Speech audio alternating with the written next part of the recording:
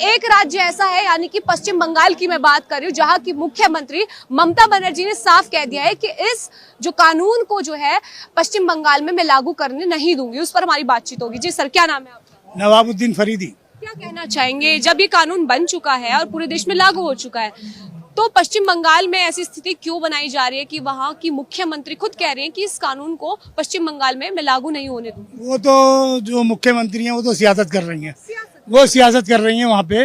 वो मुसलमानों को हक में बोल के वो क्या कहते हैं उसे, संपत्ति लेना चाह रही हैं। लेकिन जो ये जो वक्फ बोर्ड का बिल पास हुआ है, हम समझते हैं कि हमारे हक में बेहतर रहेगा। हमारी प्रॉपर्टियां अब जो है जितने हमारे काबिज हुए में लोग वो वापस मिलेंगी हमें, और हमारा जो हक है वो हमें मिलके रहेगा। ये बीजेपी गवर्नमेंट से हमें उम्मीद है सारी। इस बिल को उम्मीद का नाम दिया गया है, लेकिन ममता बनर्जी ऐसा क्यों कह रही हैं कि इससे जो है अल्पसंख्यकों की जमीन छीनने की कोशिश कर रही है बीजेपी, इस बिल को पश्चिम बंगाल में लागू नहीं करने देंगे? क्यों ऐसा एक तरफा माहौल क्यों बना रही हैं? अरे पश्चिम बंगाल के अंदर वो ममता दीदी जो है, उन्होंने कौन सा नहीं छीन रखी जमीन, उन्होंने खुद ने, उनके पार्टी के लोगों ने छीन रखी है।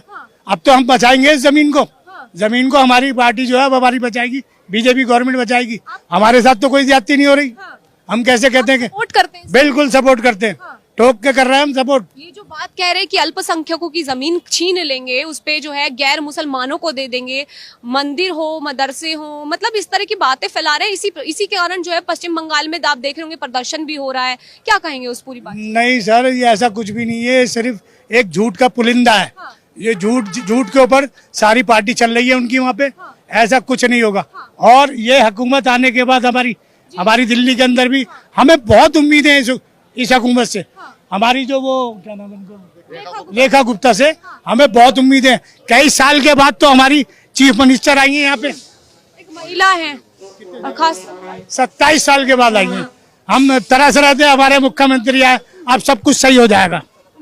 उम्मीद है बिल्कुल। उम्मीद को एक नई उम्मीद मिल चुकी है और वक्फ कानून बन चुका है। लेकिन आप देख रहे होंगे पश्चिम बंगाल में एक माहौल बनाया जा रहा है, जिसके कारण जामिया के कुछ बच्चे हैं वो प्रदर्शन कर रहे हैं। क्या कहेंगे आप? देखिए, ऐसा है पश्चिम बंगाल के अंदर अभी तो ये एक स्टेट है, अभी एक दो स्टेट के अंदर ये एक और होगा, और ये सारा जो है एक तरीके से षड्यंत्र चल रहा है। ये सारा खेल चल रहा है मोदी सरकार के खिलाफ। चूंकि कोई भी अच्छा काम हो, कहीं भी अच्छा काम हो रहा हो, कोई भी काम मुल्क के लिए हो रहा हो, उसके लिए यकीनन 4-6 ऐसे लोग जिनके हक में बुरा होने वाला था वो खड़े हो जाते हैं। पश्चिम बंगाल के अंदर भी बहुत सारी ऐसी जमीनें थी जो उन लोगों ने हड़प कर रखी थी। वहाँ के मुस्लिम